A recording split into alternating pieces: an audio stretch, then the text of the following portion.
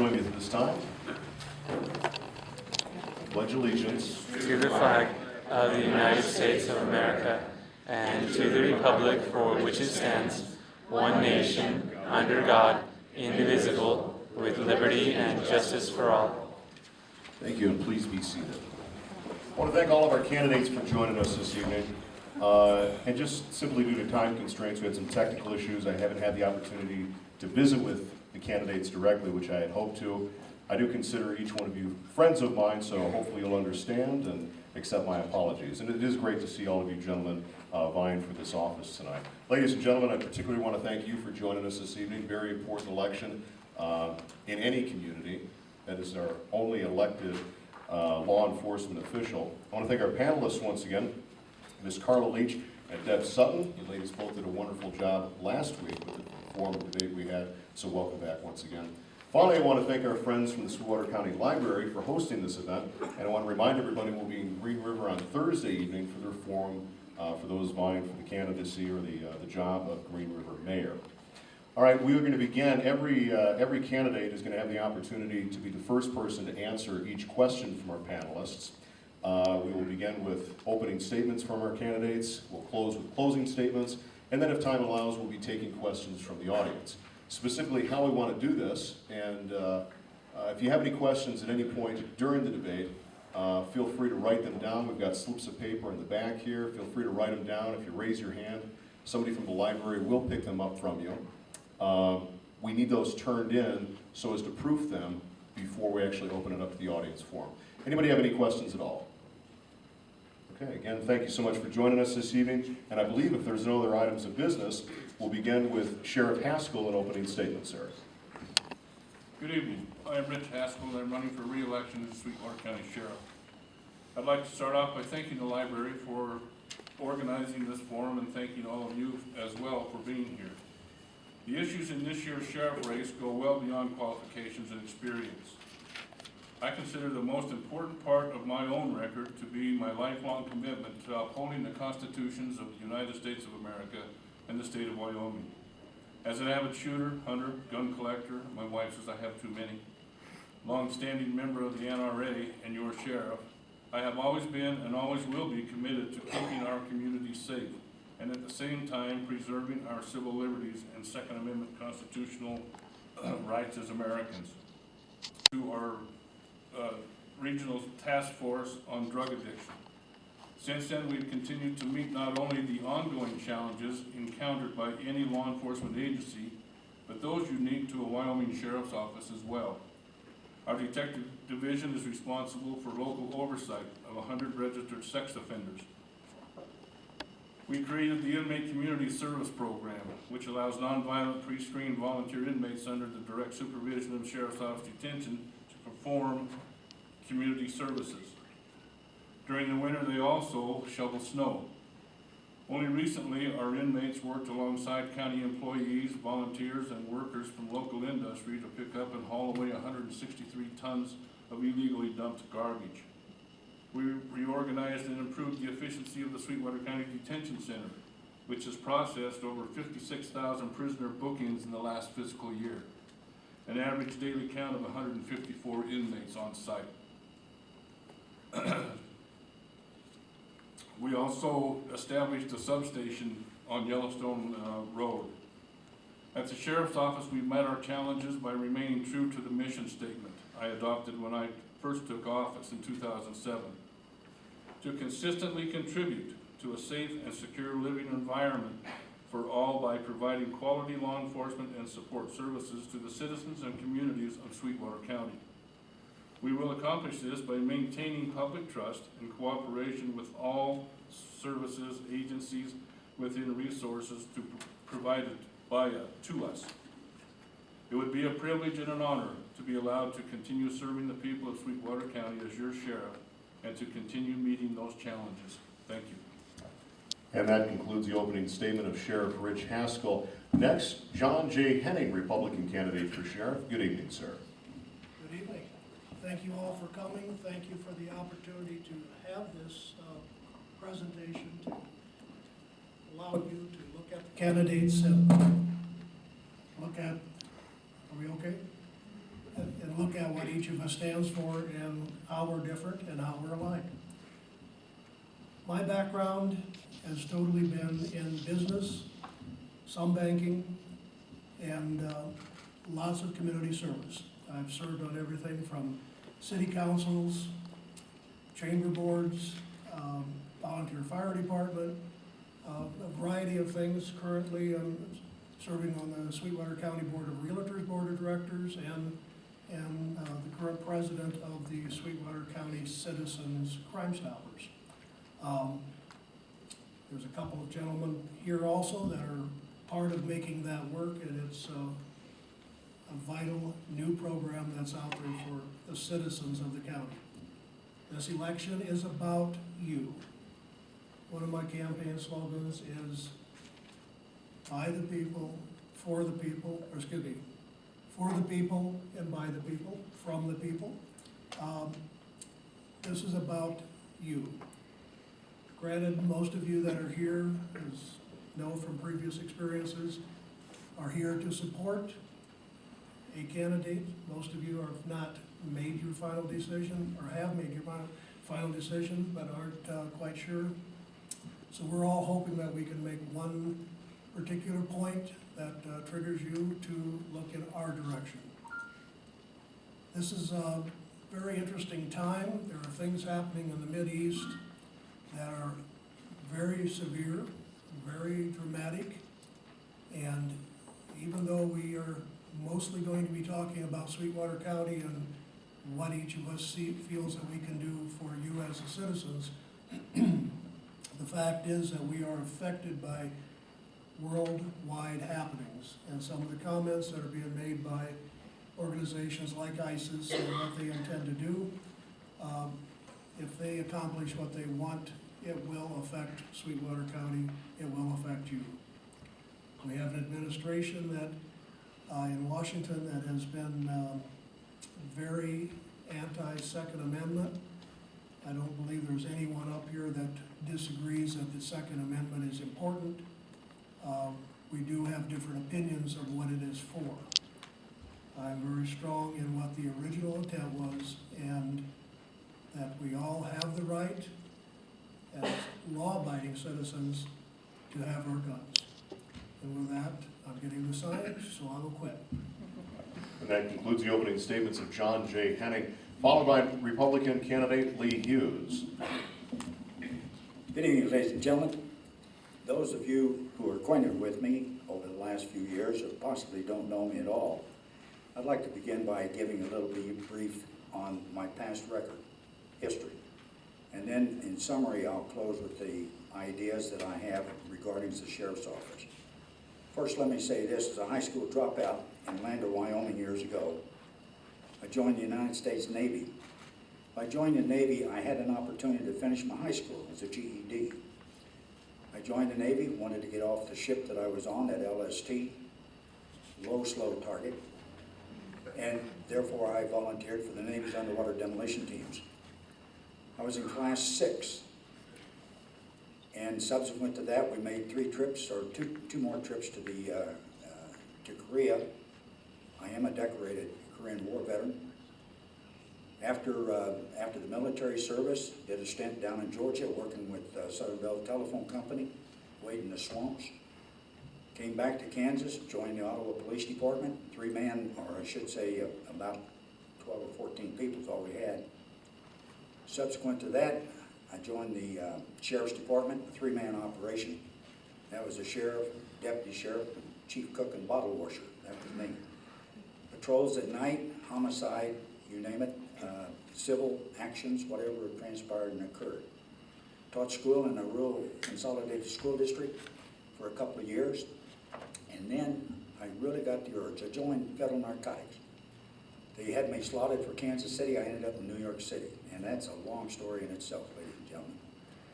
But in New York, I learned many things, and that I determined there that what happens with drug enforcement, that you've got to get back to where it starts.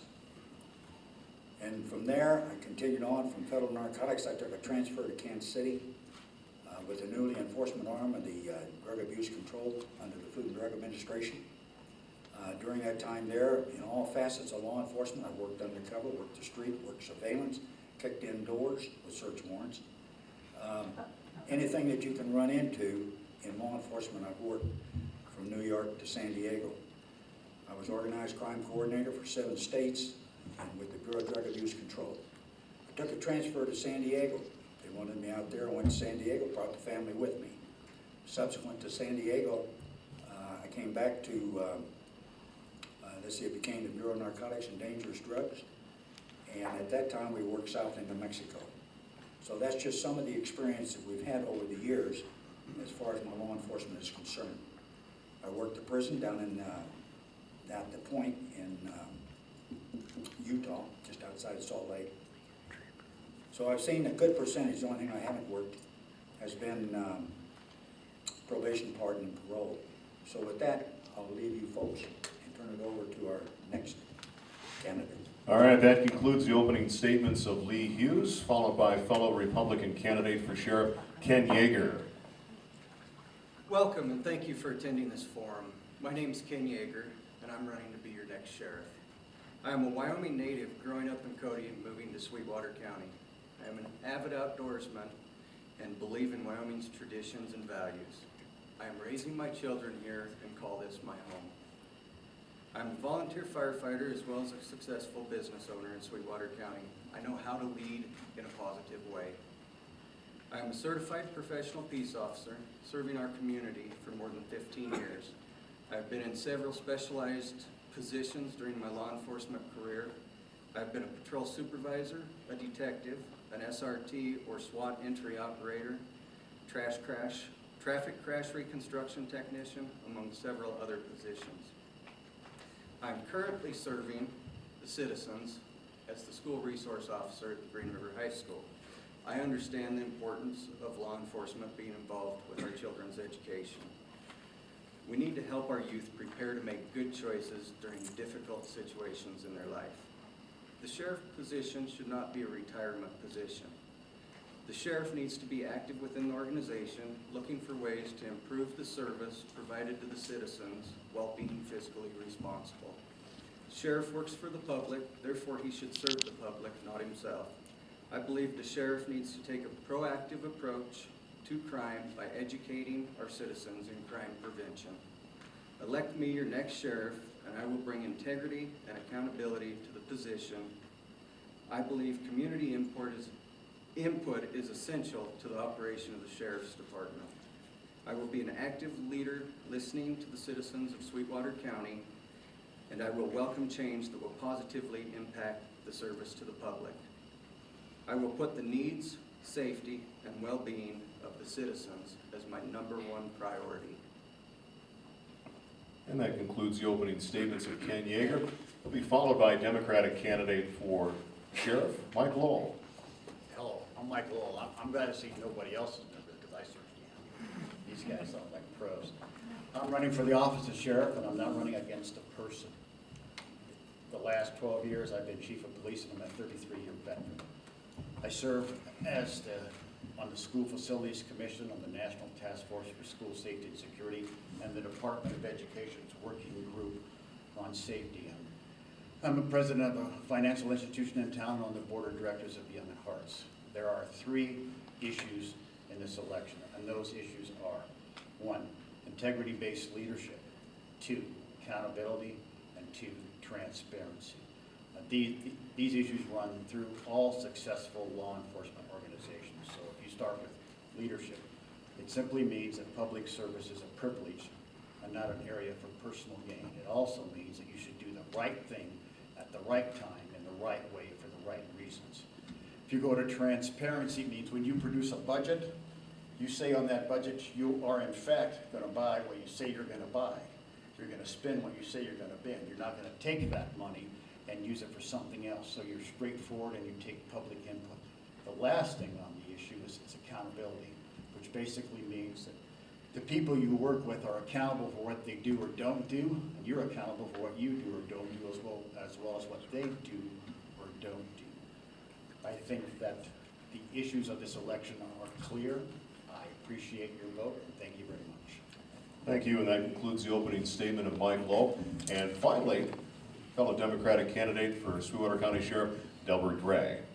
Hey, I want to thank the panel, I want to thank Sweetwater County Library System, and I want to thank you for being here tonight. Today I stand before you as an open book candidate. In other words, I ask you to believe in my integrity. It is a quality that I know appeals to our community and families and the wider community. It is based upon fairness and compassion. I want these qualities to be a staple in the Sweetwater County Sheriff's Department.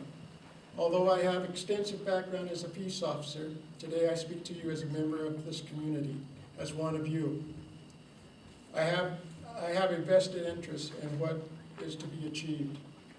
As your sheriff, I would offer a listening ear to all Sweetwater County citizens. I promise that I will listen and learn. I promise that I will work for everything that is necessary to make this county safer. My dedication, I believe, shows in my passion, my interest, and my enthusiasm to come out of retirement and serve the Sweetwater County citizens. Those of you who do not know me, those of you that know me know that I'm not a rash person. I like to consider all sides of an argument. I do not rush into decisions, nor do I take decisions lightly. I believe that our purpose here is to improve our community. With your help, we will make this election count for all the right reasons. And thank you very much for being here. Thank you, gentlemen. That concludes the opening statements. As we're ready to turn things over to our panelists this evening, and I believe our first question being formed by Deb Sutton. Good evening, ma'am. Hi, thanks, Johnny. Within the department, and as sheriff, how would you make sure conflicts of interest are avoided? And we'll begin with Sheriff Haskell, please. I'm open. We do have a policy concerning nepotism. Unfortunately, as people are working together, sometimes they get married and meet while they're working. You can't just automatically tell them they can't have their job anymore, but if they're supervised by that person that they marry, then we have to separate that, make that separation.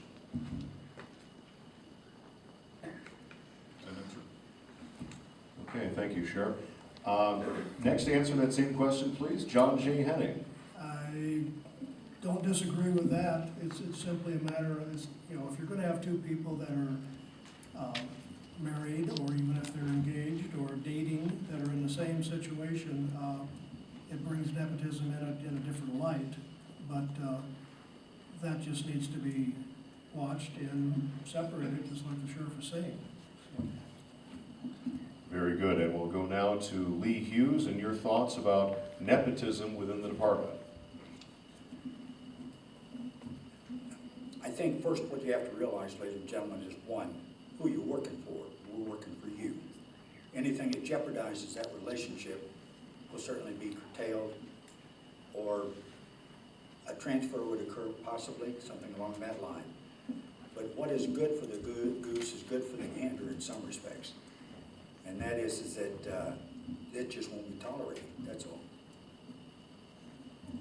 Across the United States, for that matter, we run into it all the time in various law enforcement agencies, husband and wives working the street together, patrol officers together. We try to keep them separate out there, but nevertheless, if push comes to shove and they work together, what keeps them on even keel is the fact that they answer to a higher calling, and that is you. They have to answer to something that is higher than themselves, and that's their responsibility to you. All right, thank you, Lee Hughes. Same question to Ken Yeager regarding nepotism in your possible department. Okay, as far as the nepotism, I believe the policy needs to be adhered to. I don't believe that husband and wife should be working the same shifts, just for the fact that it kind of puts a safety issue out there on the street.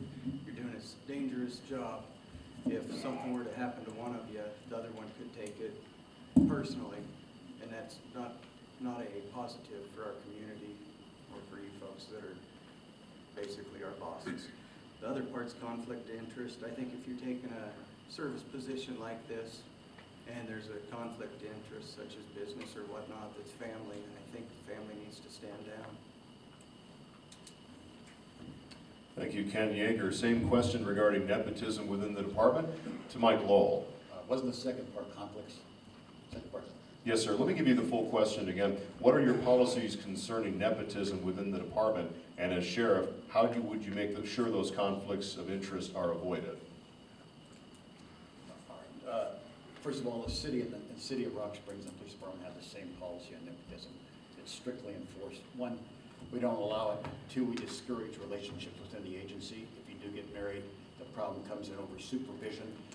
You can't supervise the other person. You obviously can't work together because your first concern is for that person and not the organization as a whole.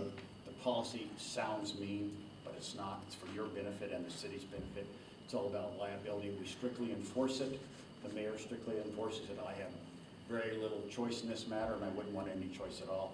People have lost their jobs at our organization because of the nepotism policy or because someone is promoted into a division overall, and that person who works there loses their job.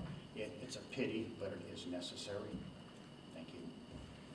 Thank you, Mike Lowell. And finally, getting back to Delbert Gray, and your thoughts on nepotism within the department, sir.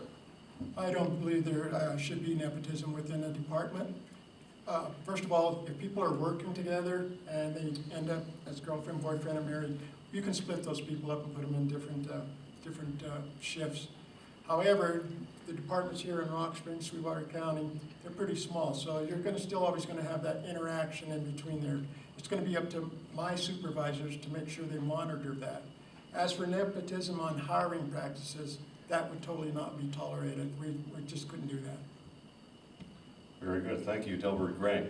Next question, and we'll begin with John J. Henning to answer it first and go on down the line, and that will be formed by Carla Leach. Good evening, ma'am, and thank you for joining us once again.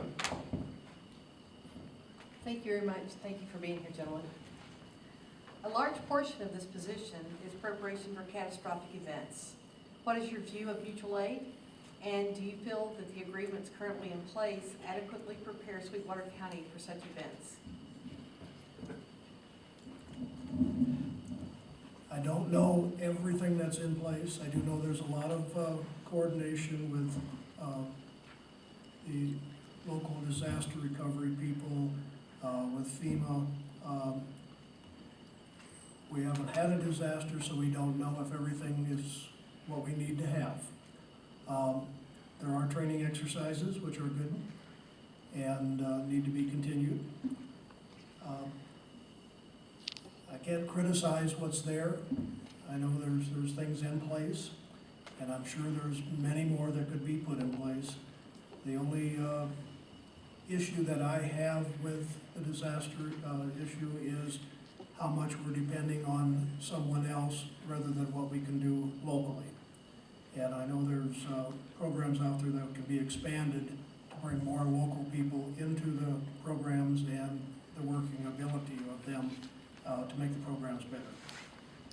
All right, thank you, John J. Henning. Same question regarding... I think we've got a pretty good training program as far as the sheriff's office is concerned. I know Dave has done an excellent job over there with civil defense and et cetera. The best type of training that you can get is when you work a disaster, and I know that on occasions our folks out in the field and firefighters and so forth have gone to other communities and other states and assisted, like down in Louisiana during the hurricane down there and so forth. The only thing that I can say to you is that as far as disasters are concerned, that it's a total public endeavor, and the better that we are between public and those individuals that are charged with the public's responsibility is to make sure that we're on the same wavelength, so to speak, in communications and what is expected of us. Very good, and once again, gentlemen, if you'd please allow me the opportunity to reintroduce you individually for those that are listening at home. Thank you. Same question going next to Ken Yeager regarding mutual aid in the county. Would you repeat it for me just so I fully... I'd be happy to, sir, absolutely. Regarding preparation for catastrophic events, what is your view of mutual aid agreements? And Do you feel that those agreements currently in place adequately prepare Sweetwater County for such events? Well, I think we do have a mutual aid agreement between the different law enforcement agencies. As with anything, it can always be better. I think that we could use more training between all the entities that are involved. And even, like Mr. Hughes said, you never know until it happens, but the more training you get, the better prepared we're going to be when it does happen. Very good. Thank you, Ken Yeager. And directing that same question once again to Mike Lowell regarding mutual aid, sir. There are formalized agreements between all three major entities in Sweetwater County. We act as reserves for the sheriff. Sheriff acts as reserves for us. We act as reserves for GRPD. We all interact for each other. There are formalized agreements with the fire department. There are formalized agreements with ambulance services. There are also hazardous material region 4. We also have formalized agreements with School District 1, over providing school police for them. We also have a working agreement with Dr. Leach and the college where if she wants us, we come, and that's about what we do. Thank you. All right, thank you, Mike Lowell. Finally, I shouldn't say finally, I apologize. We'll go next to Delbert Gray regarding your thoughts on mutual aid, sir. Right now, I think I would give it a B at best. And the reason being is the lack of communications between all of the agencies, the lack of being able to coordinate these things due to radio issues or what have you there. We haven't done enough tabletop drills for something major. We do active shooters in schools, but you have to understand that those programs are only as good as the people that are training for them. When I say that, I mean when you walk out of there on your training and you go back into the street again and you get a call that may be similar to why you were responding to the school in the first place, and you just blow it off as a fire and not go in and see what's going on. I'll give you an example. We had a fire at 6 o'clock in the morning. We had 4 officers on. We responded to the fire. 2 of us were on. One guy went to the fire. I went to him to do a perimeter search. I saw 2 teachers going into the school. I asked them not to go in there because we don't know what we got. It was pretty dark. I called for help to go in the school with me. I couldn't get anybody on my radio. I asked that an officer meet me at the front door to go into that school. He drove right on by. I don't know if he didn't hear me or he wasn't disciplined because he wanted to go see where the fire was. First, when I walked in that building, it was as dark as you could ever imagine. And I seen 2 flashlights walking towards me. And I asked, are you firemen? All right, I'm sorry, our time is up for Delbert Gray. Finally, answering that same question regarding mutual aid, Rich Haskell, sir. We do have several mutual aid agreements in place with not only, as Chief Lowell mentioned, with our local agencies, but we also have them with our surrounding counties. And we work constantly with those counties as far as help and trading resources back and forth. I don't feel that we can trust the federal government to help us out immediately. We're on our own, and we need to have those trainings, and we need to be ready. I think our emergency management folks have done an excellent job as far as trying to train the community, help the community get organized and know what has to take place as far as an emergency situation is concerned. Very good, thank you, Sheriff. Next, we'll begin with a question being answered first by Lee Hughes, and with that, I'll turn the microphone back over to Deb Sutton. All right, thanks, Johnny. Gentlemen, this is a loaded question. It deserves to be broken down with some specifics, I believe. What do you plan to do to curb illegal drug activity in Sweetwater County?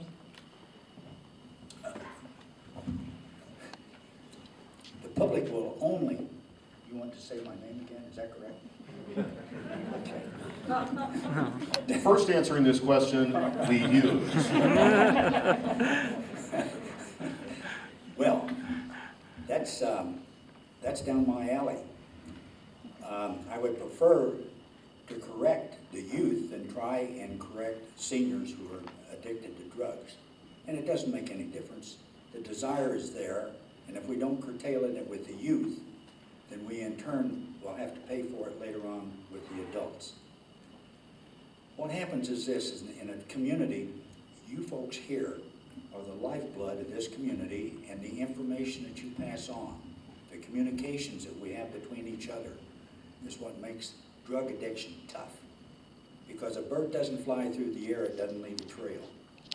And years ago I heard, and I was witness to, or was familiar with, that Vito Genovese, the #1 crime lord in the United States, #1 crime lord in the United States, was put in prison for life by the initial information from a little junkie stool out on the street. Therefore, we must have cooperation, we must have open avenues of communications, we must have trust, we've got to have honesty, and we've got to get down to saying, no, we will not tolerate it. If we say that as a community, then your law enforcement will take care of the transportation, and we'll curtail any of the drugs coming into Sweetwater County. Guaranteed. Thank you. Thank you. Ken Yeager, question to you, sir. How you plan to curb illegal drug activity in the county? Well, I believe the #1 way to do it is being proactive. You need to get the youth involved and get them to understand what it is and why they shouldn't be doing it. With that being said, you need to educate the adults on different trends of what the drug is that people are doing now, what to look for in your own children, what to look for in employees, grandchildren, and whatnot. But I don't think you're going to get somebody to stop doing drugs by throwing them in jail. They continue. It's a revolving door for them. So we need to start educating them better in order to get them to stop. Thank you, sir. And next to Chief Lowell, how you plan to curb illegal drug activity in the county? Okay, here we go. There are 3 ways. Okay, first, the DARE program. We have the largest in the county with 800 kids. And second is your own local street crimes unit doing the forces local narcotics. There are 2 reasons why. At the state level, their mission statement says long-term complex investigations. That's really good for them, bad for you. Because if you do 3 buys or 4 buys in a year, those 3 or 4 buys result in additional narcotics traffickers, crime in your community, theft of prescriptions, and uneasiness in your family. The third way is treatment. Law enforcement's role in a treatment program is twofold. The addiction specialist at the hospital. The second way is you put as many people as you can into a court in front of a judge, and you give them 2 choices. 1, jail or treatment. Because only in that way can treatment be made available to a person in this county. It's a proven success formula for us, and this in southwest Wyoming is the largest control point for narcotics in the state. So this is our business. We know what we're doing. So that's the way. Thanks. All right, thank you, Chief. Next is Sergeant Gray. Your thoughts regarding curbing illegal drug activity in the county? Well, thanks for the promotion, but everybody's a sergeant. Well, the answers have been given already, but the biggest thing is proactive from law enforcement and education of the parents. Today, parents think they're being nosy if they go in their child's room and look around. Oh, I can't go in there, that's invading their privacy. Well, I'm here to tell you, you better start invading their privacy, because that's where the problem's at right now. That's where we're having our trouble. You're not you, but parents aren't doing their job. And then they come along and they're in trouble, and they just keep getting in trouble. So education first to the parents, and then the parents should be parenting. And then next, it takes a deep cover operation for what we got going on here. We all know where these drugs are coming from. We know where they're coming from. And they're getting to our street. So we can't just continue taking it off at the local level. We gotta go deeper than that. We're gonna have to get down into Utah, into Colorado, into Mexico, and the only way to do that is deep cover. The problem with that is it's expensive.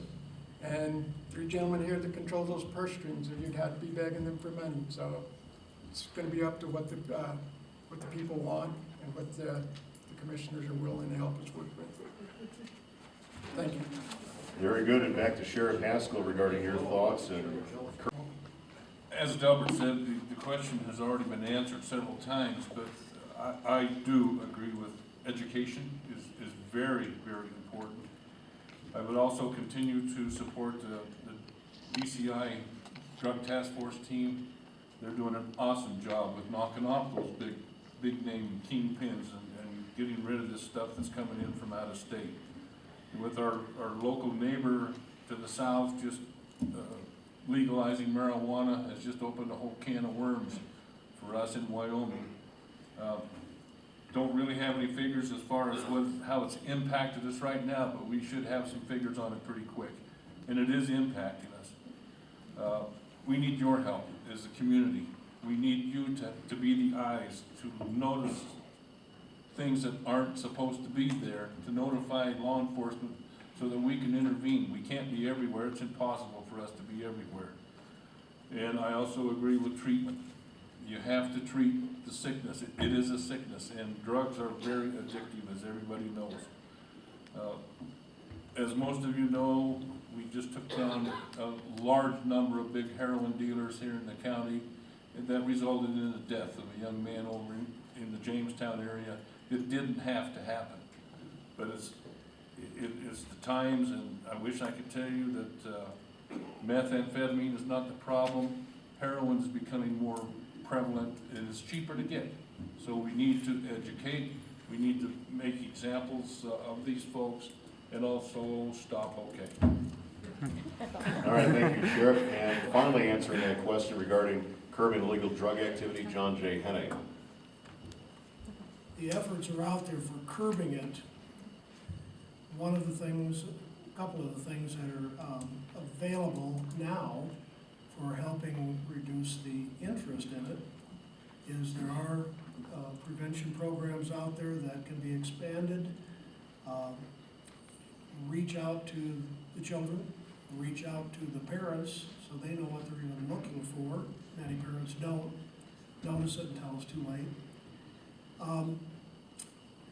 And this is a little plug because I'm part of it, and it was something that Chief Lowell came up with the idea, my understanding, and the Sheriff's Office and both city departments contribute someone to participate in it, and that's the Sweetwater Citizens Crime Stoppers.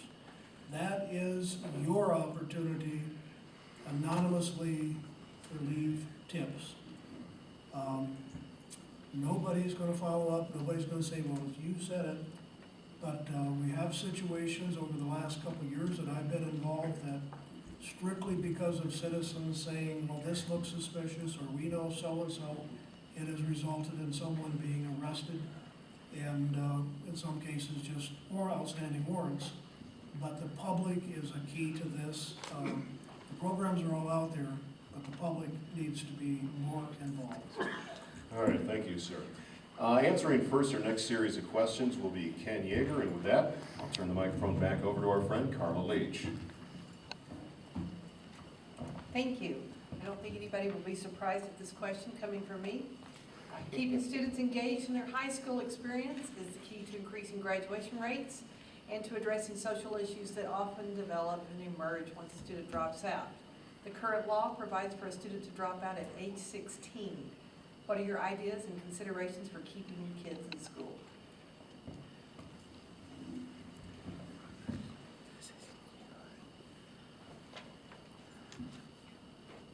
That is a tricky one. That's a good one, though. 16 years old. I'd say keeping engaged with them. Keeping these kids engaged and understanding what the future holds for them. Making them understand that there's not a lot out there for them at 16 years old to do for work. It all falls back to education when they're younger. Make sure they understand they don't really have a choice but to graduate high school if they want to be a productive part of society. And you could do that from the time they're in kindergarten on, is understanding that, I mean, when I grew up, I could have dropped out at 16, but I never had that option. I never even thought I had an option. That would be a parent being involved in their kid's life, educating the parent as well as the kid. All right, very good. Thank you, Ken Yeager. Same question to Chief Lowell regarding keeping kids in school past 16. I think there are two tracks we take for this. The first is we offer camps free of charge to all children 5th and 6th grade and junior high and high school. And the idea is to interact with law enforcement and talk about respect for people's property, respect for the community, respect for yourself, and how you want to be perceived, what your education roles are, how important they are. The second way is a much stricter role for us. We have our SROs. We go to houses. We find kids. If you're not in school, we're going to bring you there. We talk to the parents about the role, the statute, and the law on it.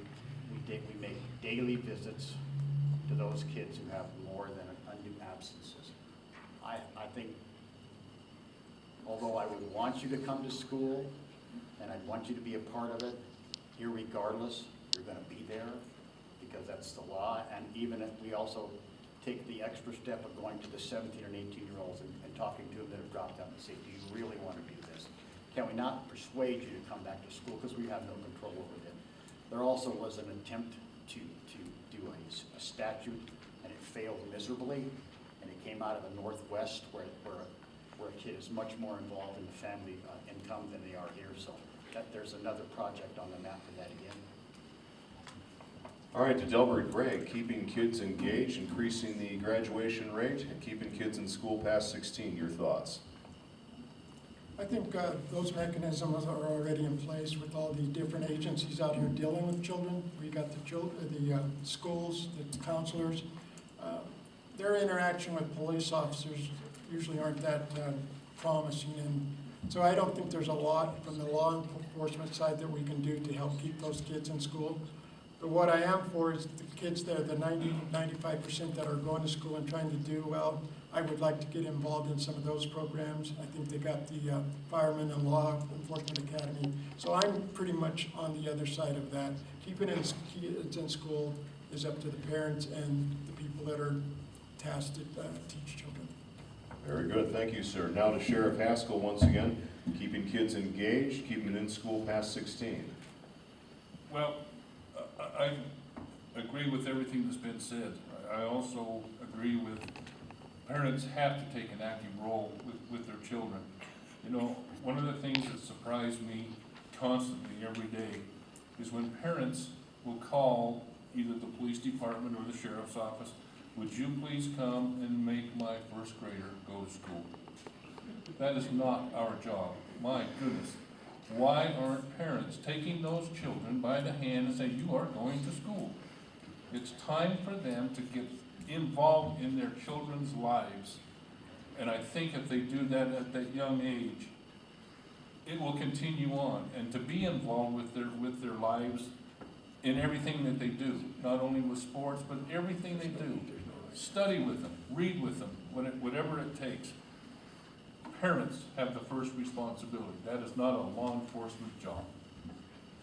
Very good. Same question to John J. Hennig regarding keeping kids engaged and increasing graduation rates. That last statement of the sheriff's is, I agree with. I don't see it as the sheriff's office responsibility. It can be something that the sheriff's office can contribute to in helping with it. I'm sure there are statistics out there, if one searches for them, that will tell you what the odds of dropouts are as far as their eventual contact with the law. And dropouts, I'm sure, have, without even looking, have a much higher percentage. That should be something that's presented on an over and over basis within the schools to the parents. That if this is what you're going to do, here's your odds. You're going to be looking at this no matter how well you think you're going to go out and find a job. This is probably what's going to happen. That alone should be some motivation for them to stay in. All right, very good, sir. Finally, Lee Hughes, any thoughts on increasing graduation rates and keeping kids in school past 16? Bob Wallendorf hired me a number of years ago, and he said, Lee, we want you to teach remedial reading. He said, there are three things I require. Number one, I want the kids in school because of government funds. Number two, he said, I want to see if we got to give them some identity.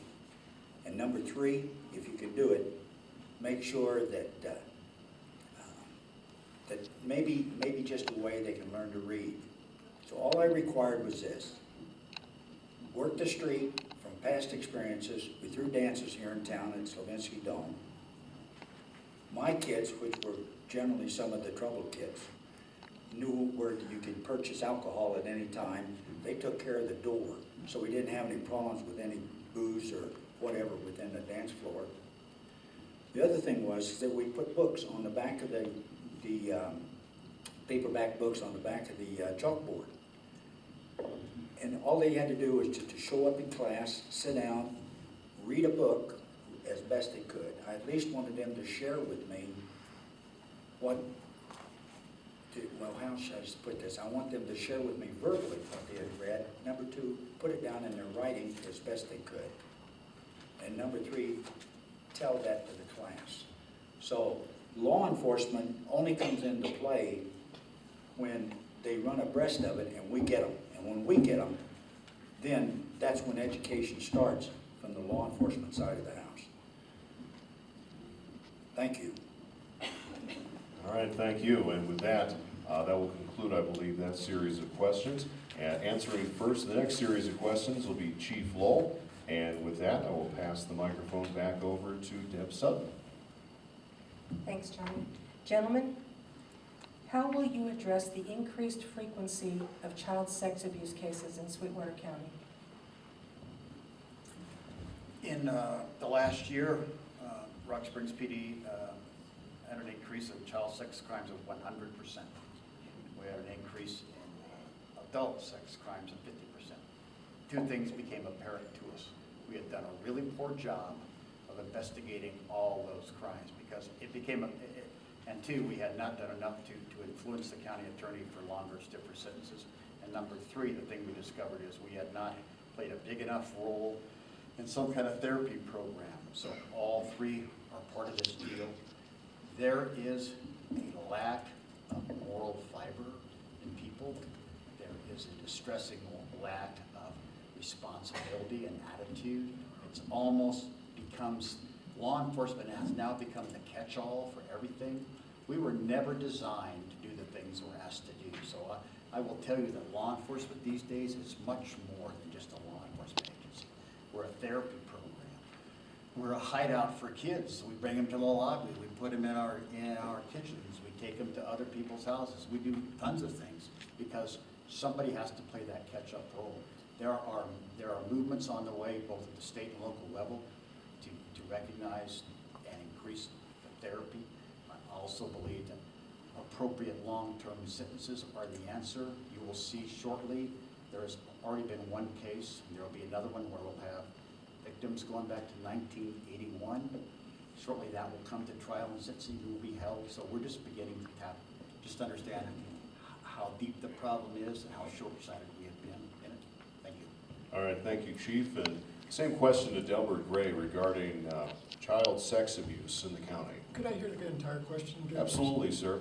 How do you plan to address the increased frequency of child sex abuse cases in Sweetwater County? That is a tough one. The only thing that I can see there is people have to be more vigilant about what's going on in their neighborhood, how a child is changed in their acts, their emotions and those type of things. Some of those things are very, very noticeable.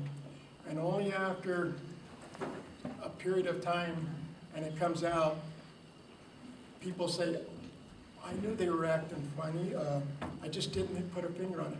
If there's something going wrong with adults, older adults, children, and it doesn't seem like they're themselves, I ask you to either try and find out a little bit more about what the problem is, or at least report it to somebody that can put you into the right contact with people that may want to interview these people so that we can start getting these people early before they abuse others and leave the community with 4 or 5 shattered lives. We want to try and take these people off as early as possible. Thank you. Thank you, sir. Same question to Sheriff Haskell regarding curbing the frequency of child sex abuse in your county. Well, again, I believe that we as parents, we all know what our children act like. We all know what we expect out of our neighbors to their children. We know when kids are not acting the way they're supposed to act around other people. So we, as Delbert said, we need to be vigilant of their actions, what they're doing, how they're acting, how they're intermingling with other people. I would continue to do the same thing we're doing right now, investigate it to the hilt, and go after the county attorneys to prosecute it to the utmost. We just put a guy away, as you well know, for 100 years. That's not long enough for the anguish and everything else that he caused to that family. And it's been going on for quite a while. We don't realize what that has an effect on a family. Before I became sheriff, that was my job. I investigated crimes against children, and it wasn't a fun job. And there's a lot of it out there, and we need to stop it. Education and help for these folks, and support the Family Justice Center so we can get them in and so we can interview them in a comfortable atmosphere. There's nothing worse than to have to go over what has happened to an individual. All right, thank you, Sheriff. Back to John J. Henning regarding your thoughts of stopping the increased frequency of child sex abuse in the county. I don't think we can stop the frequency increasing, but we can stop those that are committing the crimes. Our world is in a different situation than it was even 10 years ago. The morality of mankind has deteriorated a lot. And, but that being the case, I think if the Family Justice Center and things like that now make it comfortable for people to go in and sit down and discuss problems that wasn't there before, that helps. I think another thing that would help is if there's some way to maybe soften the appearance of law enforcement to the general public so they don't see it as those guys, but they see it as their neighbors. And if there's an issue, they don't have a problem, just bringing it up to them and asking them about it so it can be reported and dealt with. All right, very good, sir. Back to Lee Hughes and your thoughts on addressing increased frequency. I'm not a judge, I'm not a shrink, and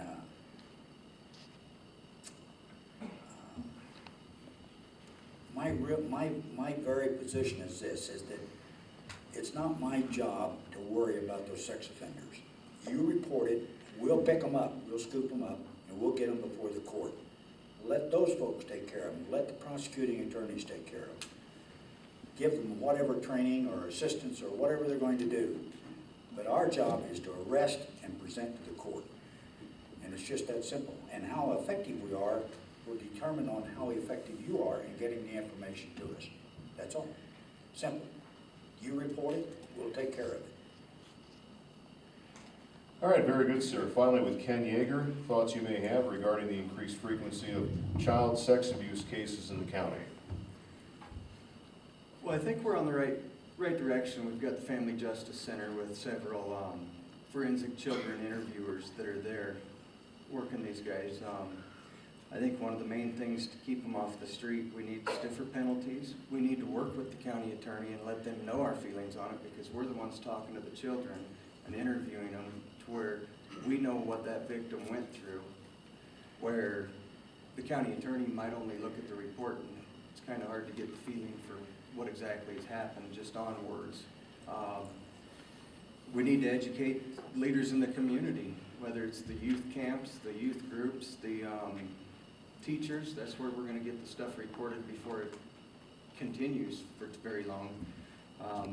Maybe push on mandatory sentences for them. I think mandatory sentence should be life. They shouldn't be out if they're committing those type of crimes. And obviously training within the schools. The teachers train the teachers to catch some of the indicators that they have out there. Like everything that we've discussed tonight, though, education. All right, thank you, sir. Next series of questions will be answered first by Delbert Gray, I believe, and with that, we'll pass the microphone back over to Carla Leach. Thank you. What do you consider the greatest challenges to serving Sweetwater County? and name three things, three actions you would take or emphasize to enhance our public safety. I think we discussed a couple of them, and the main one right now, I think it's gonna be drugs. They're coming into our community regularly, and as you know, we are finding people that are dying from this drug.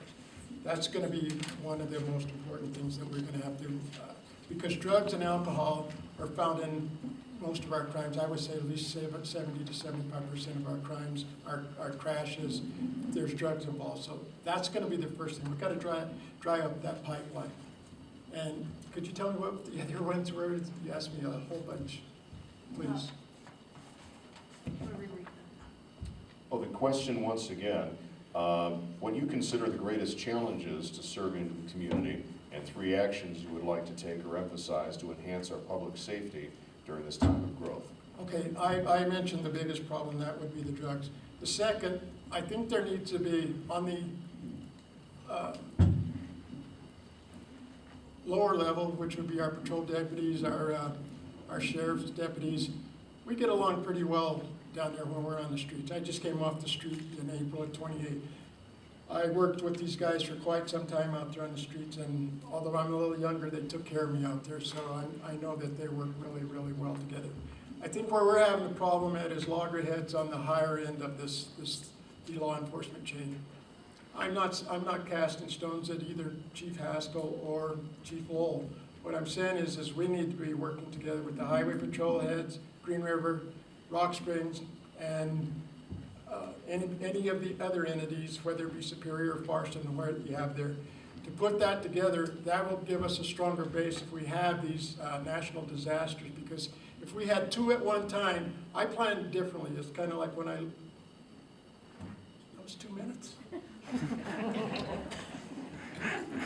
Thank you, Delbert Gray. Before we continue on, I'd like to remind everybody this is our final question from our panel. However, when all of our candidates complete their answer, we're going to turn things over to you. If you've got any questions that you would like submitted for consideration, please feel free to raise your hand. We've got pieces of paper in the back. If you write down your question for our panelists, raise your hand. Somebody from the library will pick them up. Getting back on track and back to Sheriff Haskell. Sir, would you consider the greatest challenges to serve in this community and three actions you would like to take or emphasize to enhance our public safety? As Delbert stated, one of our major problems is drugs. We've also talked about the sexual abuse of minors and the sex problem that we have with, not only with minors, but with adults. One of the major things is, of course, we're asked to do more with less money to do those things, and that is a challenge by itself. Some of the things that we need to do, again, is like with the education, continue doing what we're doing. We have a great working relationship with the two police departments. We help each other. There's no questions asked. We help the patrol with things on the interstate, and they help us. That's not a problem. We work great together. And I don't think Mike and I bat heads too much together, so I don't think that's a problem. All right, thank you, Sheriff. And back to John J. Henning, your thoughts on the greatest challenges and three actions you would take to enhance our public safety. Well, the greatest challenge, again, is getting the drugs taken care of. And the most recent surveys that are out indicate that meth is on the increase again. Nasty stuff and nasty things that it does to people. 3 points, I guess, that make sense to me is, once again, that public input, working with the public. Every little thing that they see is valuable and may be leading to a source, an arrest, conviction. Another thing would be to work very closely with whoever happens to be the new county attorney, so that they aren't just simply cases that are processed, to have them processed, but to do whatever is necessary and proper to make those good convictions that hold and put people out of commission so they're out of the way. And the third thing would be to work very closely with those prevention programs that are already out there. If there's some way we can help them spread their information, I don't know about funding, but at least help them, help us, and we help everybody. All right, thank you, sir. Back to Lee Hughes, your thoughts on the greatest challenges that you would face serving this community, and 3 actions that you would emphasize to enhance our public safety. Well, I think first of all, we've got, for sure, we've got a drug problem, we've got an alcohol problem, and I think third is we've got family abuse problem. And doggone it, it just seems like to me, and it's come up several times this evening, that we are only as good as what you folks make us. We are a reflection of you, and it's what you think, what you want to see as far as combating crime is concerned. That's where it's got to start. So having said that, and having heard it several times here, that's a fact. So therefore, with drugs and alcohol, family abuse, that's actually 5 minutes. Dude, we got ghost footage, awesome. Testing, 1, 2, 3. What was that? Send it to the Sci-Fi Channel. Oh, yeah. Just come back to this, really. How anyone can say today, hey, let me live, you know, let me toke up tonight. And you got alcohol out there saying, well, I know, I'm just fine, officer, I'll get home okay. You take those 2 problems and you've certainly increased your taxes. You've increased the time that's being spent to hopefully rehabilitate to some degree those individuals. So, you know, when it comes to family abuse, how much are you going to take? At what time do you say, no, this is enough? Now, I would offer 3 things.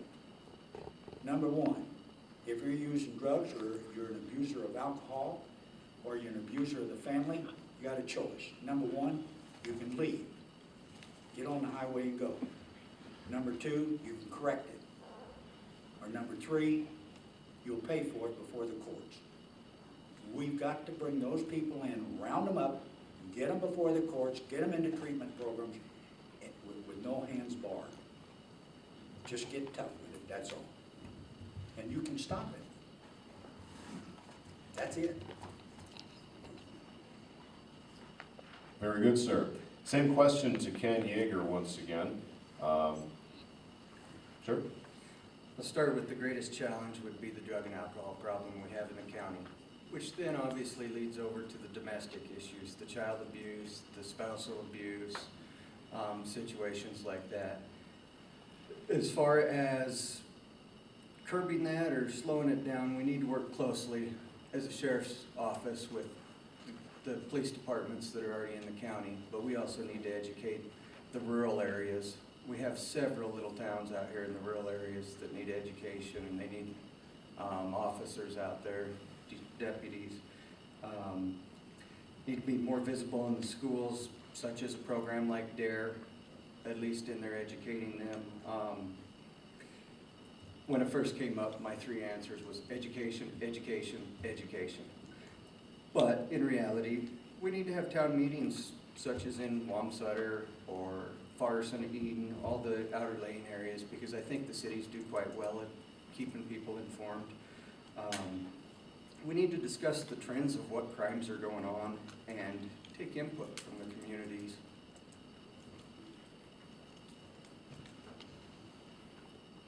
Anything to follow, sir? Okay. We'll wrap up with Mike Lowell and the same question once again. Would you consider the greatest challenges to serve in this community and 3 actions you would take to enhance our public safety during this time of growth? 90 seconds is too short. 85% of all crime that occurs within my jurisdiction is alcohol or substance abuse related. Second thing is the family domestic violence issue. The third thing is school safety and security is becoming the preeminent issue in this state. How do you separate the education model from the business model? How do you ensure the safety of children? with the addition of the addiction specialist, Dr. Trine at the hospital, there's a big improvement. She does both things, both substance and alcohol abuse. I like that direction. I think that's the appropriate direction for us. I think that on the school safety and security issue, the governor has issued a stance on hardening of facilities. Representative Freeman has put forth a bill that was defeated for SROs. I think that will come forth again, so I think we're heading in the right direction there. The last thing is law enforcement must be willing as a body to take on additional duties. We are not, you cannot succeed in today's society by being a traditional law enforcement entity, and thank you. That concludes that round of questions. We've got a couple submitted from our guests here in the library. And where is Dorothy Overy at? Ma'am, would you like to read this, or would you like me to read it for you? Please feel free to join me over here. If you would join me on the microphone so everyone can hear you. Thank you. Once again with Sheriff Haskell, and let me introduce everyone to our friend Dorothy Overy. Good evening, ma'am. Good evening. Okay, my question was, describe the word ethics and how it relates to you and the position of sheriff. Thank you. Were you able to hear that okay, Sheriff? Let me give it to you again. Dorothy had asked if you would describe the word ethics and how it relates to you and the position of sheriff. Ethics to me is what you stand for. I think in the past 37 years, I have stood for quite a bit. I've done work with the youth, done work in the schools, been involved with kids from little age all the way up, also with adults. Having something to stand for and actually doing and standing for what you believe to be true. Very good. Thank you, Sheriff. Same question, John J. Henning, regarding the word ethics and how it relates to you in the position of sheriff. I think ethics is many times confused with one other word, which is morality. Morality is what you believe. Ethics is what you practice. Should be directly related. Very simply, most items should be black and white, right and wrong. Granted, in law enforcement, you run into some vague areas because of effects that put people in positions. People you're dealing with, people you're working with, people that you deal with on a daily basis. Ethics is doing things the right way, and hopefully that fits with your own morality also. Very good. And back to Lee Hughes, and once again, ethics and how it would relate to you in the position of sheriff. Your officers on the street probably come across 4 things, and it's sudden death for an officer on the street, anyone in law enforcement. Booze, bread, broads, informants. Sudden death. How do you combat that? When someone says to you, I'm going to show you more money than you've ever seen in your life. I'm going to show you the finest looking hookers that you've ever seen in your life. You're going to drive all the fancy cars. You're going to have a 38. You're going to have a shield, gold plated, etc. You're going to board any aircraft, any train, go anywhere you want with a book of TRs, transportation receipts that you have in your pocket.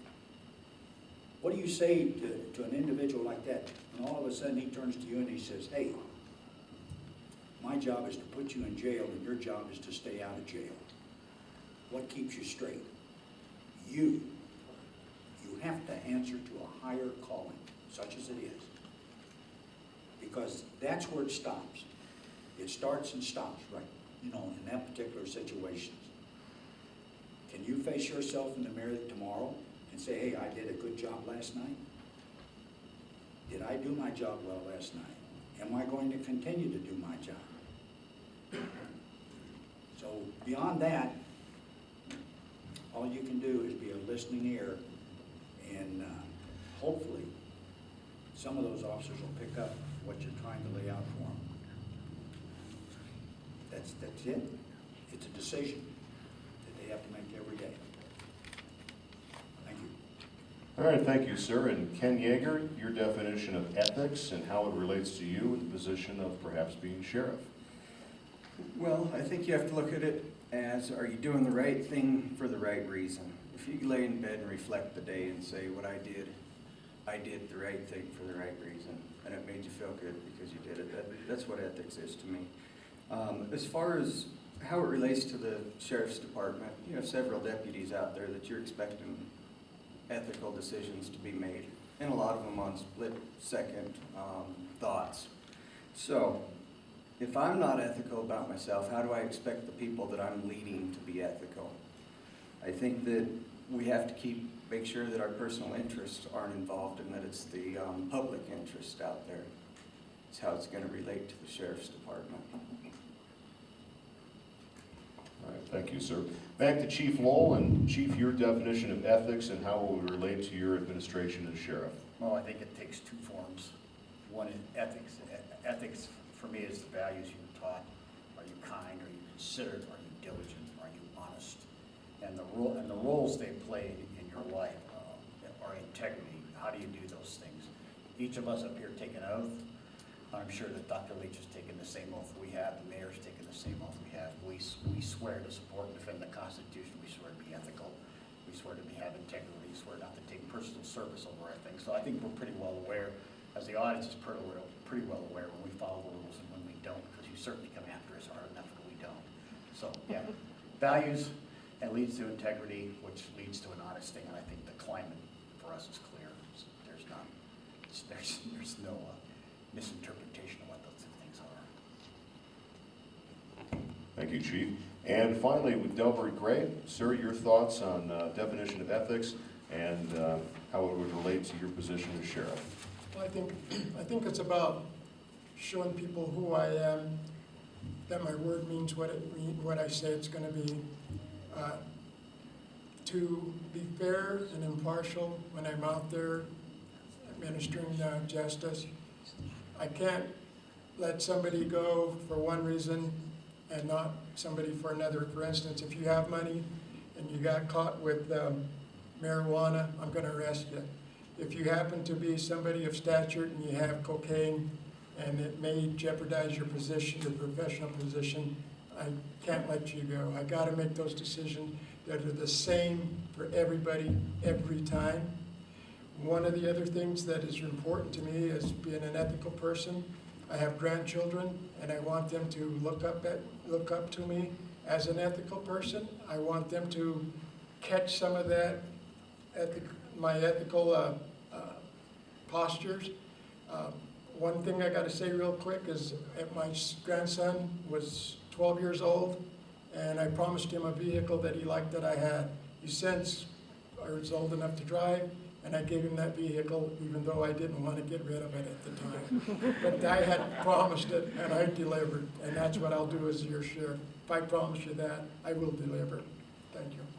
Thank you, Delbert Gray. That's going to conclude those answers for that particular question. Now, ladies and gentlemen, this is the last call for your questions. If you have any questions while in the audience this evening at the local library, please write them down, raise your hand, and somebody from the library will collect them. That being the case, I'd like to invite my friend Island Richards to join us. Sir, you can feel free to join me over here if you'd like to read this question aloud.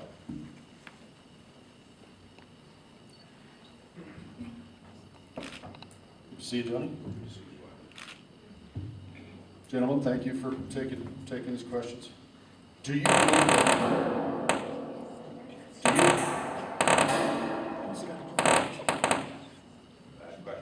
No, we don't. Guys, I don't know where the phantom problem is here. We'll give you one more shot, Island. Do you believe that gun-free zones are an effective way to reduce gun violence or an unnecessary restriction of Second Amendment rights? All right, thank you, Island. And fielding that question, John J.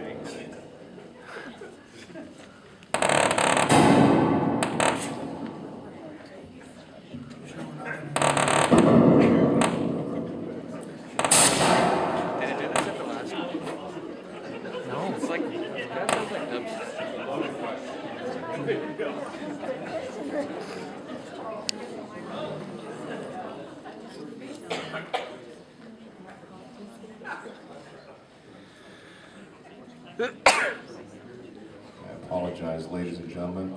Some phantom problems up here, so we'll just do it the old way. And let me work the microphone down to John J. Henning, our first responder. Okay. Name dropper. Gun-free zones, is that what you were talking about? I presume you're talking about businesses, that type of thing, schools? Businesses, Any schools, gun-free zone? anywhere where there's a sign that says no Okay. guns. Do I think they help with gun violence, cutting it down? No, I don't. I think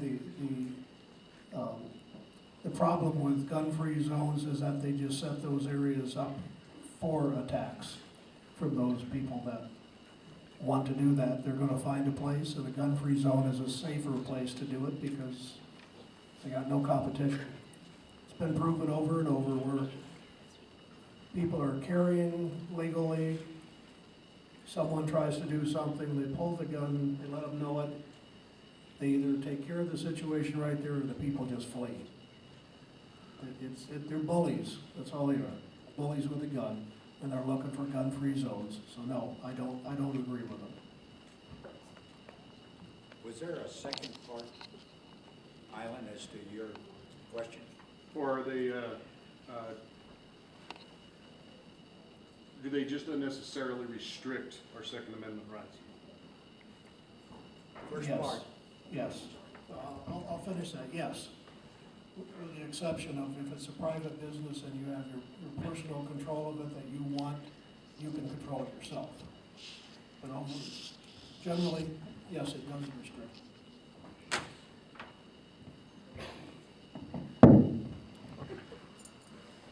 Gun-free zones. I don't think it helps any. Most of the atrocities that happen today, to the best of my understanding on the net, is that they occur with people knowing about it beforehand. Oh, I never would have thought that they would have done this or that or so forth. Again, you have to get the information to people to curtail the situation. That's always the best. We're not good at it. We weren't good in Pearl Harbor. We weren't good in some of the other wars that we've got ourselves into because it was there, we didn't take the corrective action, and then they call it something else. There's always been that tussle between freedom and control, or safety and security. So regarding guns, guns don't kill people. People using guns kill people. As far as the second part of that question is concerned, I have no objections to someone carrying a gun. I think it looks ridiculous. I'd like to see our officers put their guns on their, if they're going plain clothes, as I think a lot of officers should be, that those guns should be on their ankles. I don't think a badge of a police officer should be shown on their belt because they've instantaneously identified themselves should a problem occur. Now, there's a trade-off on that. So in that respect, I'm saying I have no problem with people carrying guns. I don't think they ought to have them in school by a long shot. Not that they can't, but the point being is I just don't think it's there, and I would hesitate to teach where everybody's got a gun, or at least a few have a gun. I haven't quite got the rest of it, but I'll quit.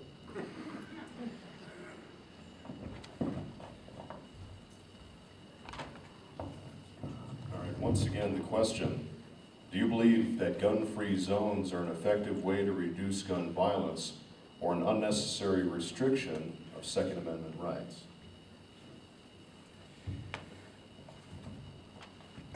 I don't believe gun-free zones are an effective way to curtail the crimes that happen in the gun-free zones.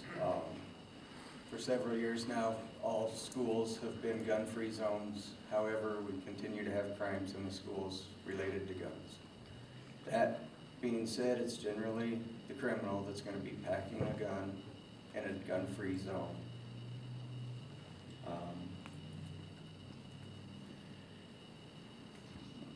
What was the rest of that? I kind of laid it out right there, what I felt about it. I think you did, Ken, but to continue on, do you think they are an effective way to reduce gun violence or an unnecessary restriction on our Second Amendment rights? Okay.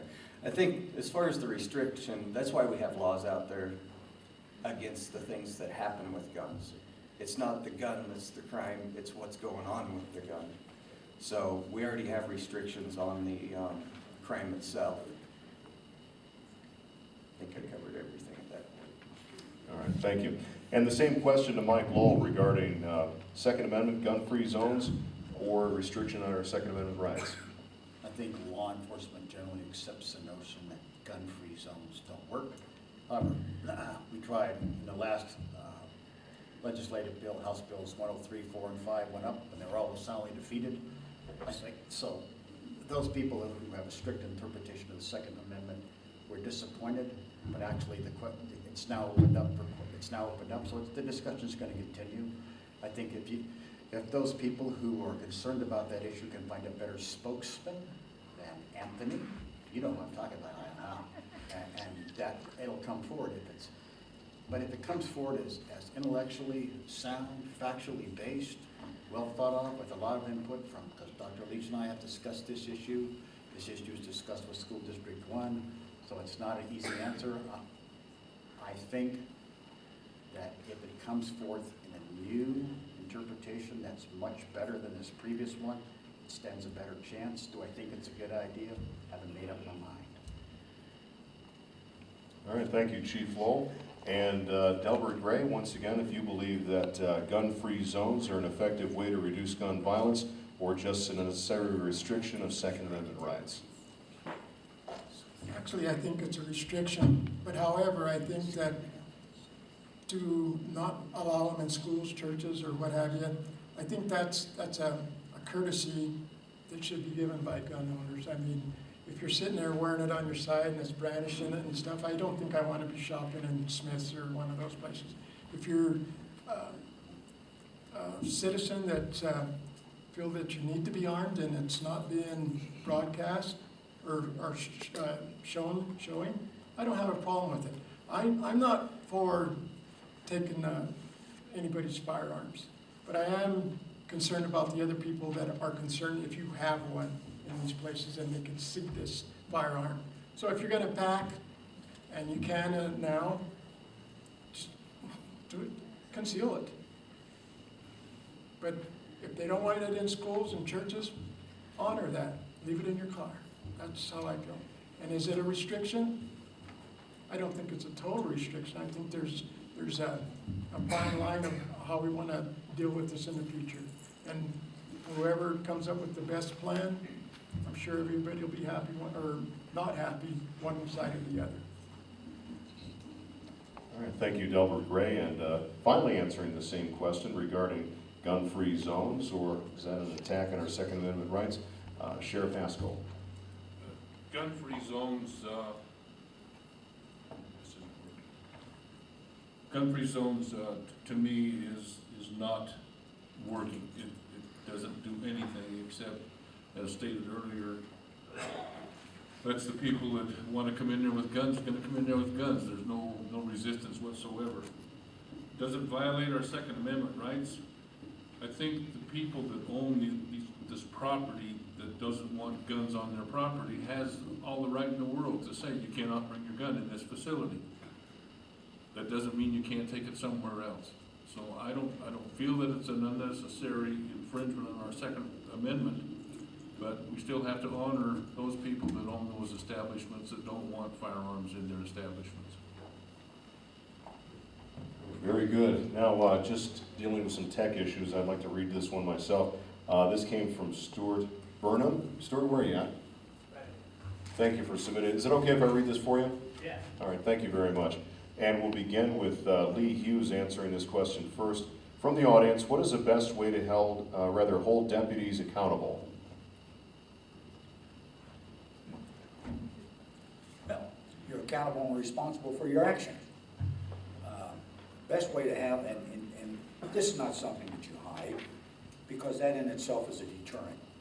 If that individual, if you're holding them accountable for an infraction, is that what you mean, for an infraction? I'm talking about the deputies specifically. I can't hear you, sir. I mean the deputies specifically, if they do something that is against policy, what is the best way to hold him accountable? With a direct supervisor, to answer to the sheriff himself? What is your idea of accountability as far as specifically with deputies? I want them standing before me. I want to know what happened. I want to know why it happened. And if it happens again, or how to curtail it or keep it from happening again. But yes, deputies, regardless of who they are, answer to the law on either side of the fence, the perpetrator or the officer. You see, as a chief, as an administrator, you see all kinds of things come about. But I think that you have to call them in, you have to sit down with them, you have to say, hey, listen, what happened? Why did it happen? How can we curtail the same thing happening again? And a decision has to be made. That individual has to say, have I put myself ahead of the public? If I did, Hold deputies accountable. Well, I think that goes back to being active within your agency. If you're the sheriff and you're being active in the agency, you kind of know what's going on in your department. However, if something that's possibly criminal going on, I think an outside agency needs to be investigating it. In fact, with most anything that goes on that a citizen, if it was on a citizen note, you know, something they were doing such as a crash or something else, have another agency investigate it, if nothing else, so that it doesn't put favoritism to the department, or the public doesn't feel that there's some favoritism there. As far as personnel issues, if there's policies being violated, investigate it and take action on it swiftly and immediately. Obviously, personnel issues, the general public probably won't know about minor infractions of policies and whatnot, unless it falls down to the point of somebody being terminated. Anything else to follow, Mr. Yeager? I think that'll pretty well. All right, let's move right along to Chief Lowell.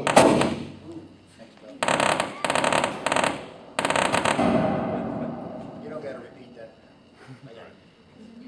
I apologize for some of the tech issues. Since we're using multiple microphones this evening, it's a little tough to diagnose on the fly exactly where the problems are arising from. So, Chief Lowell, the question to you, what is the best way to hold your deputies accountable? I think it starts in the beginning with the hiring process. Ensure that you follow the rules of the game set aside by post. Be strict in the candidate you want. All law enforcement looks for the same candidate, so we're all looking for the same fish to come in, okay? The second thing is integrity-based leadership. Make sure that what you do is always done for the right reasons. At the end of the day, you can say that I've not let anything enhance my personal position at the expense of my agency or my community.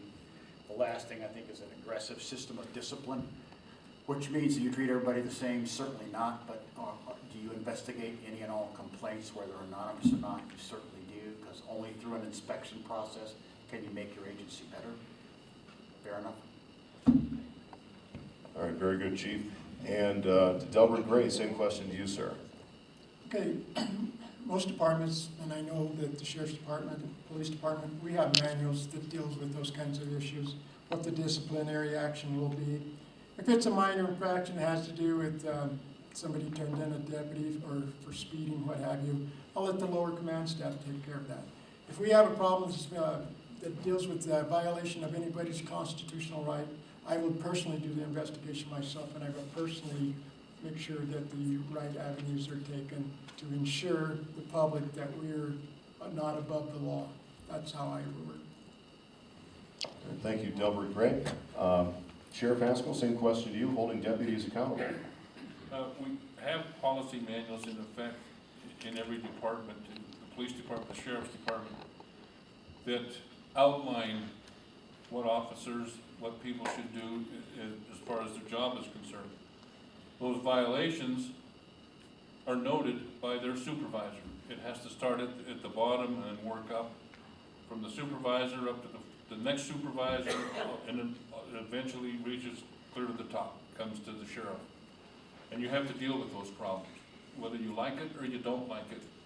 Nobody likes to terminate anybody. That is not a fun thing to do, but when it happens, and there's a reason that that happens. Nobody's above the policies, and that's what has to happen. All right, thank you, Sheriff. Once again, John J. Henning, and the same question regarding the best way, in your opinion, to hold deputies accountable. The policies and procedures are there. You're talking about evidently a situation that you're familiar with that didn't go the way it should. The immediate supervisor has to be first. That being said, and what being discussed here has come up through the chain, sometimes the chain gets broken. As sheriff, that door is always open. Not so you can just be picky about a supervisor you don't like, but both of you can come in and discuss the situation. You may see it differently. It may not fit the policies as they exist, but it'll have to be dealt with. That's going to be an individual basis outside of the standard policies. But that chance to go to the Supreme Court, if you want to call it that, has to be available. And it's not there to be toyed with on an everyday basis. But there are situations where two people see something differently. And you've got two people whose jobs and careers may be on the line because of it. Very good, and I believe all of our candidates have answered that question. And are there any more from the audience? That being the case, I think it's time that we'll have our closing comments, and correct me if I'm wrong, I believe we'll begin with Lee Hughes, is that correct? Well, Ken, I'm sorry. Ken Yeager, if you would begin our closing comments, sir. okay. All right, I think it's pretty clear tonight, one of the main things that we need out of the sheriff is to educate the public, starting with the children, starting with the dogs, working our way clear up. I feel it's important for a sheriff to have the experience and knowledge also of the law enforcement position. I will bring the sheriff's office a fresh new perspective from a leader outside of the organization. I will bring positive leadership to the sheriff's office and give service and commitment to the citizens of Sweetwater County. I will make sure the sheriff's office is a visible part of our children's education. I will be active in the organization and not use the position as a personal gain. It would be my honor to serve every citizen in Sweetwater County as your next sheriff. Thank you. Thank you, Ken Yeager. And closing comments, Chief Lowell. I think there are two issues. One is integrity-based leadership. You need to do the right thing at the right time in the right way for the right reasons. I think the second issue, although not talked about much here, is economics. When you're an agency head or an elected official, you're part of an economic team. One of your roles is to bring money and stimulus into the county. That's why you serve on the state boards and commissions that affect this county. And let's be serious, we're talking about the largest county in Wyoming, 5th largest in the country, $11 million budget, $6 million in the jail, 165 bridges a day, 100 plus employees. It's a big time business, serious stuff, okay? So I think we need a climate of integrity-based leadership and proper budgeting, and I hope you support me in that. Thank you, Chief Lowell. Delbert Gray, closing comments, sir. One of the most important tenets of my executive protection and anti-terrorism training was harden your target. What does that mean? Simply put, it means making your community so prepared to deal with the present and future issues and problems, making it unbearable to those who threaten our community. Due to time restraints, it will be impossible to cover these issues and the problems that I have identified that needs to be addressed. My approach to law enforcement is community service first. I do not want our citizens fearing law enforcement officers. I want them to respect the officers, and in return, I want our officers to respect the citizens. That's always going to be part of my tenets. Thank you. Thank you, sir. Back to Sheriff Haskell, and closing comments, sir. In running for re-election, I am reapplying to the people of Sweetwater County for my job. When I first took office, I committed myself to certain goals, the most important of which was to bring the effectiveness of the sheriff's office up to the standards that the people of Sweetwater County deserve. I believe I've worked hard to achieve those goals, but I'm far from the only one. Earlier, I thanked our library system and all of you for arranging and attending this forum.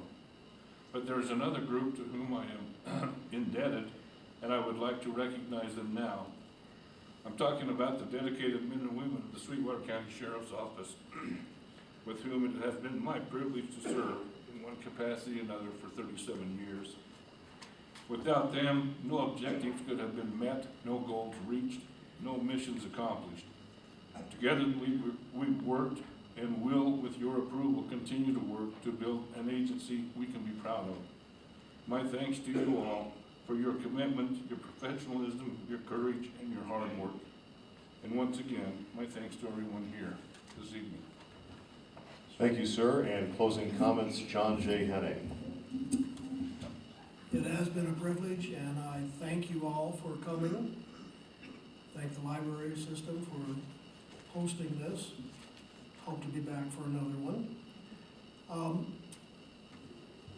I ran across this quote some time ago that's kind of interesting.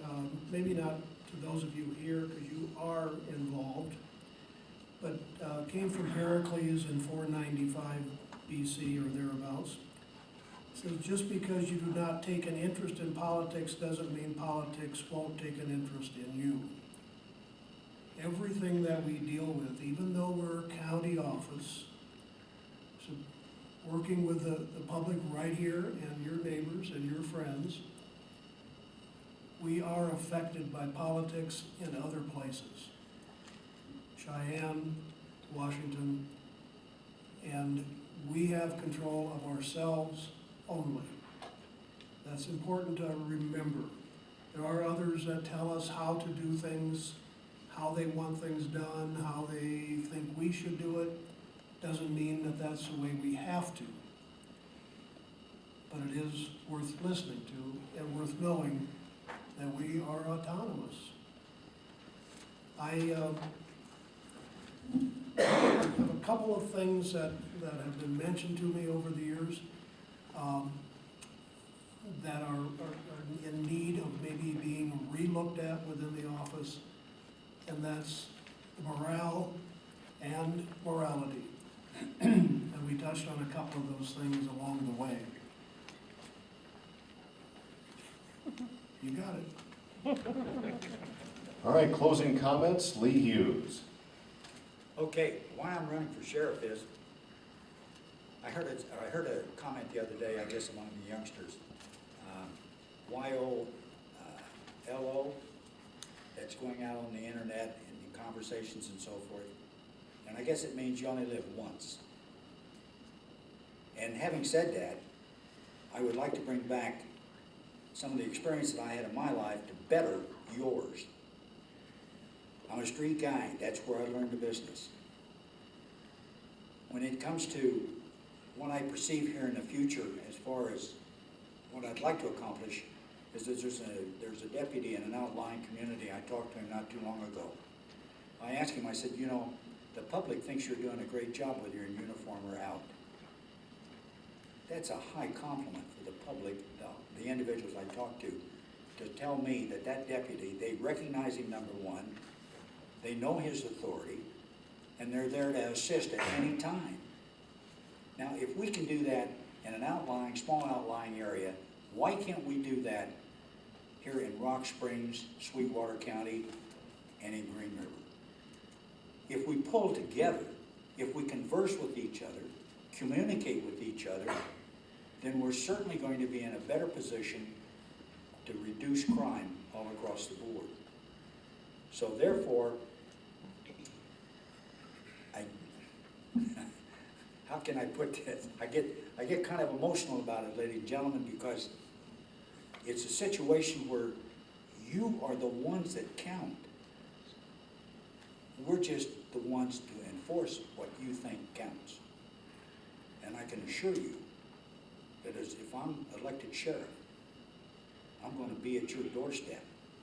I want you to understand that when you snuggle up next to dad or mom in the bed at night and your kids are all tucked in, that anyone out there that's going to disrupt your slumber or anyone who's going to take something from you, I can assure you that the sheriff's department is going to be their worst nightmare.